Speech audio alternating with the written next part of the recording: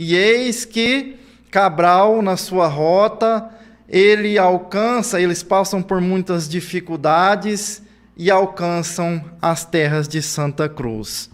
Nesse momento, quando Cabral alcança as terras de Santa Cruz, antes um pouquinho, Jesus, em reunião com seus mensageiros, aponta para um anjo e diz: você será o zelador dessas terras. Esse anjo escolhido por Jesus era Ismael. O anjo Ismael seria o zelador de toda essa terra, ao qual nasceria o Evangelho de Jesus aqui, para onde a árvore do Evangelho de Jesus seria transportada. Quando Cabral chega aqui, ele é recebido por aqueles índios, aquela população menos civilizada que aqui se encontrava. E Cabral, ele trazia, juntamente consigo, alguns irmãos que o rei da época havia deportado de Portugal. Eram 20 pessoas que haviam sido deportadas, alguns deles até imerecidamente. Um personagem destes, chamado Afonso, ele veio, e quando Cabral volta para dar a notícia ao rei que ele havia descoberto as terras de Santa Cruz, e deixa aqui esses que haviam sido deportados, esse personagem chamado Afonso Ribeiro, ele entra em uma jangada muito rude e tenta alcançar a esquadra de Cabral, que já sumia no horizonte. E ele não consegue, ele começa a entrar o oceano adentro. Então, ele vê que não vai suportar e ele eleva os olhos ao alto com muita angústia, com choro no rosto, e roga a Jesus. E fala: Senhor, eu morrerei, mas eu morrerei injustamente, porque me condenaram injustamente e me mandaram para cá. Nesse momento, as falanges de Ismael e do Cristo enchem o coração desse ser que renova a esperança por dentro. E a sua jangada, ao invés de voltar para dentro do oceano com as ondas violentas, uma força misteriosa faz com que ela volte para as margens da terra de Santa Cruz. Nesse momento, era o primeiro feito do anjo Ismael, porque Afonso Ribeiro, a partir dali, seria recebido por aquela civilização menos esclarecida, mas ele teria a oportunidade de formar uma nova família. Então estava descoberto a terra de Santa Cruz, que é a nossa terra chamada Brasil. E Portugal, ele não deu muita atenção. Quando Portugal não deu muita atenção para o Brasil, Portugal deixou com que outros povos eles se aproximassem e começassem a explorar essas terras, que seriam os holandeses, que seriam os franceses, que seriam os espanhóis.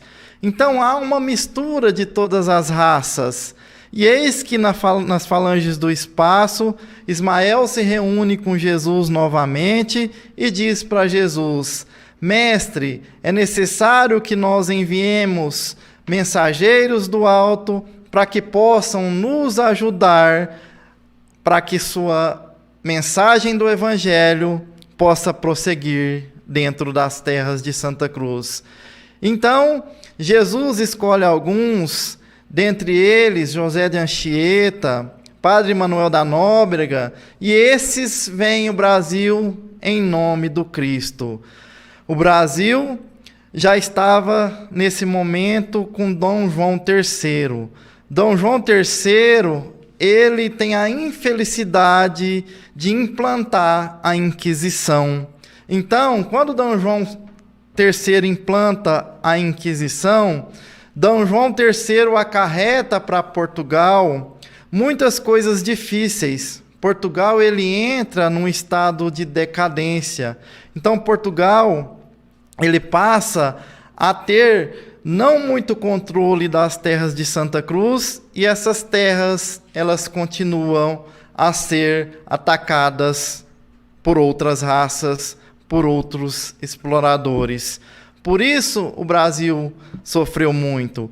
Então, também é trazido da África os negros, e Ismael, angustiado da forma que os negros eram traficados das regiões da África para cá, ele fala com Jesus: mestre, eu não concordo com o que está acontecendo, muito triste.